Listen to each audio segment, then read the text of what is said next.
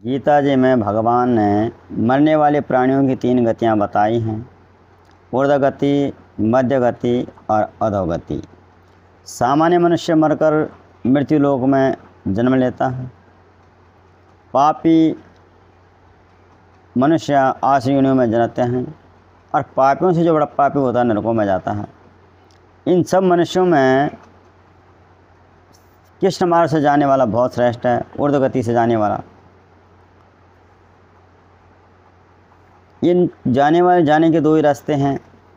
एक है शुक्ल मार्ग, जिसको अनावृत्ति मार्ग कहते हैं, और एक है आवृत्ति मार्ग, कृष्ण मार्ग। इसमें अनावृत्ति मार्ग यानी शुक्ल मार्ग से ब्रह्मवेत्ता पुरुष जाते हैं।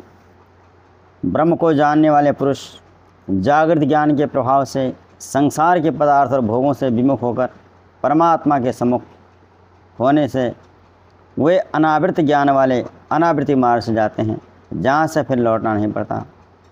निष्काम भाव होने से उनके मार्ग में प्रकाश अर्थात विवेक की मुख्यता रहती है। जब वे अपने इस मनुष्य देह को छोड़ते हैं तो इस भूमंडल पर शुक्ल मार्ग से सबसे पहले अग्नि देवता का अधिकार रहता है।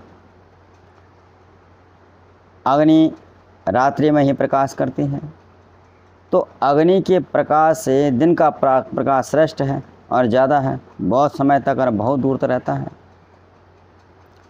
दिन के प्रकाश से भी शुक्ल पक्ष का जो 15 दिन का होता है, जो पितरों का 1 दिन होता है, उसका बड़ा है। शुक्ल पक्ष से भी बड़ा जो है उत्तरायण के 6 महीनों का होता है। ये 6 महीने देवताओं का 1 दिन के बराबर हैं। इस तरह ये सब एक से बढ़कर एक उत्तरोत्तर श्रेष्ठ हैं। तो जब ब्रह्मवेत्ता पुरुष यहाँ से जाता है शरीर छोड़ करके, तो प्रकाश की ज्ञान की बहुलता के कारण वो प्रकाश वाले मार्ग से ले जाया जाता है। तो सबसे पहले ज्योति स्वरूप अग्नि देवता के अधिकार क्षेत्र में जाता है। फिर अग्नि देवता अपने अधिकार में उस जीव को ले करके अपने अधिकार क्षेत्र से इस जीवात्मा को पार कराकर दिन के अधिकार वाले देवता को सौंप देता है। दिन का अधिकार वाला देवता उन जीवों को ले जा करके अपनी सीमा से बाहर ले जा करके शुक्ल पक्ष के अधिपति देवता को सौंप देता है। शुक्ल पक्ष का अधिपति देवता इन जीवों को अपनी सीमा पार कराकर उत्तरायण के अधिपति देवता को सौंप देता है। फिर वह उत्तरायण का अधिपति देवता उन जीवों को ब्रह्मलोक के अधिकारी देवता को समर्पित कर देता है। इस प्रकार वे कर्मपूर्वक ब्रह्मलोक में पहुंच जाते हैं और ब्रह्मा जी की आयु तक वे वहां रहकर महाप्रलय में ब्रह्मा जी के साथ ही मुक्त हो जाते हैं और सच्चिदानंद घन परमात्मा को प्राप्त हो जाते हैं।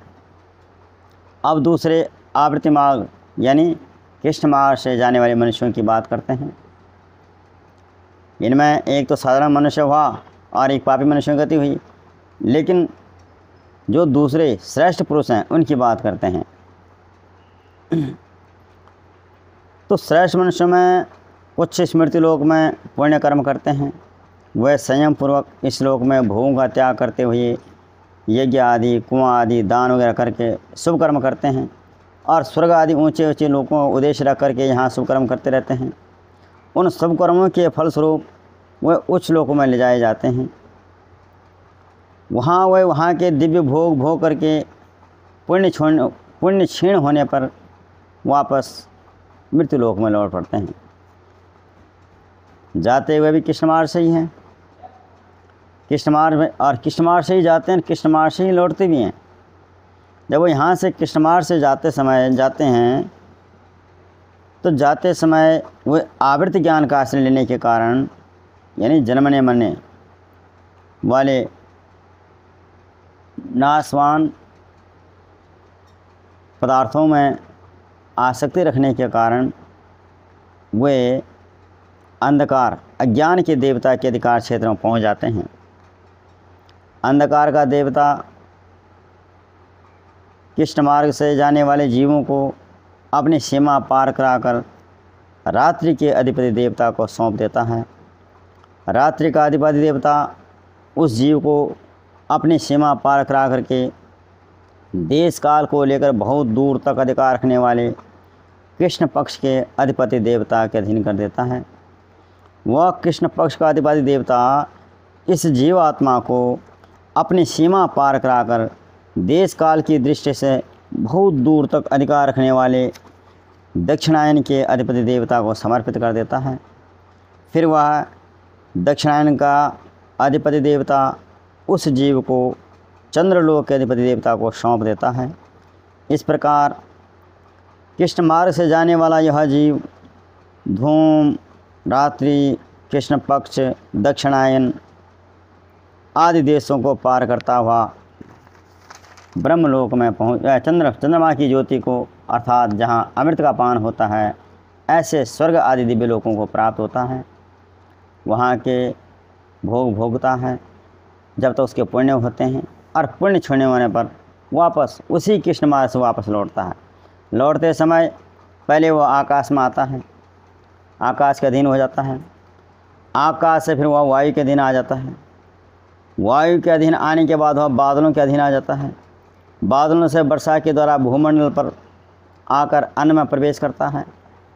फिर कर्मानुसार प्राप्त होने वाले योनि के पुरुषों में अन्न के द्वारा प्रवेश करता है, और पुरुषों से स्त्री जाति में आकर शरीर धारण कर जन्म लेता है। इस प्रकार जन्म मरण के चक्कर में पड़ता है। इसी तरह जिन मनुष्यों का उद्देश्य परमात्मा प्राप्ति है, पर अंतकाल में किसी सूक्ष्म भोग वासना के कारण वे योग से यानी परमात्मा के ध्यान से विचलित मन वाले हो जाते हैं, तो वे ब्रह्मलोक आदि ऊंचे लोकों तक जाते हैं, और वहाँ बहुत समय तक रहते हैं। रहकर पीछे यहाँ बहुत समय तक रहते हैं ब्रह्मा जी की आयु तक, और ब्रह्मा जी की आयु समाप्त होने पर ब्रह्मा जी के साथ ही मुक्त हो जाते हैं।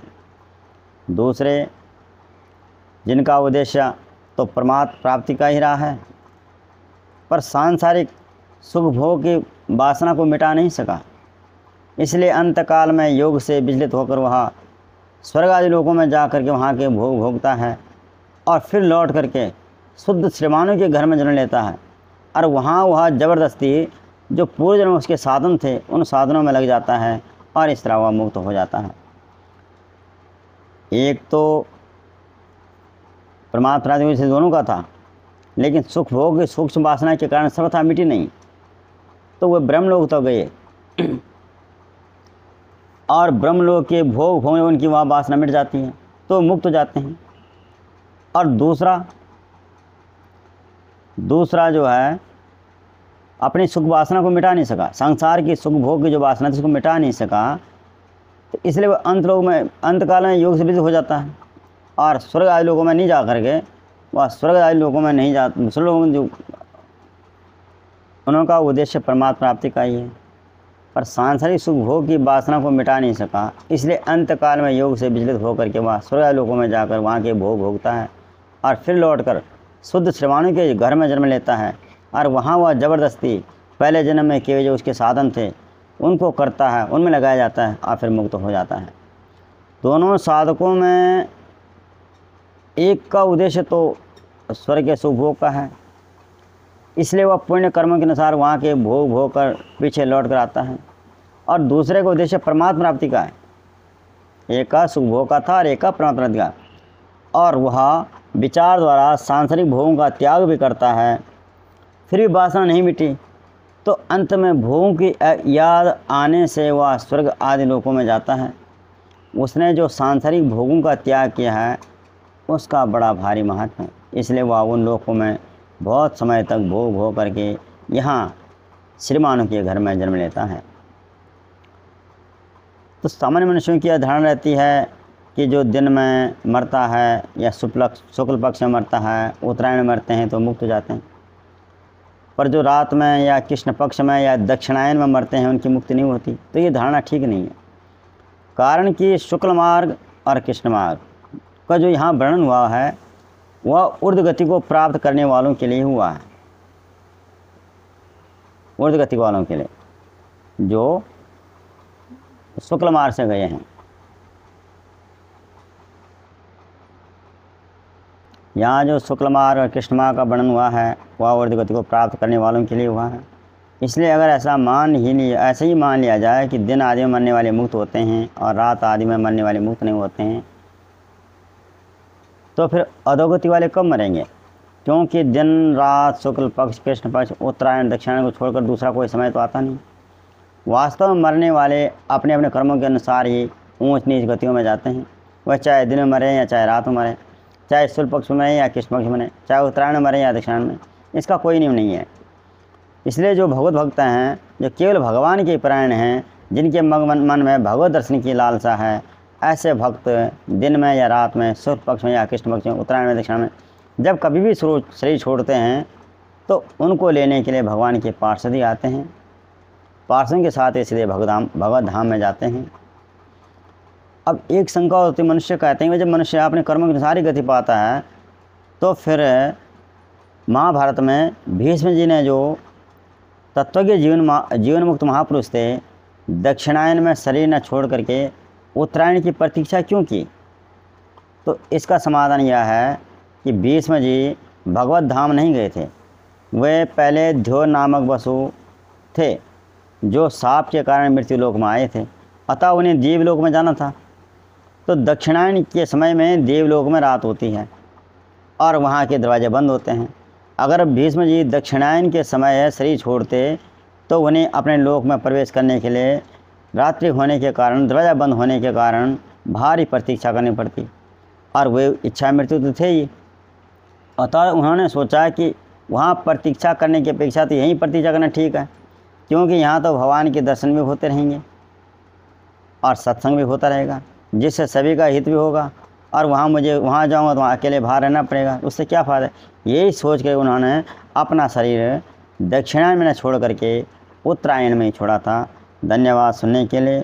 और बीच में जो कुछ गलती हुई है तो वो नींद आने के कारण ही हो रही है, उसके लिए क्षमा चाहते हैं।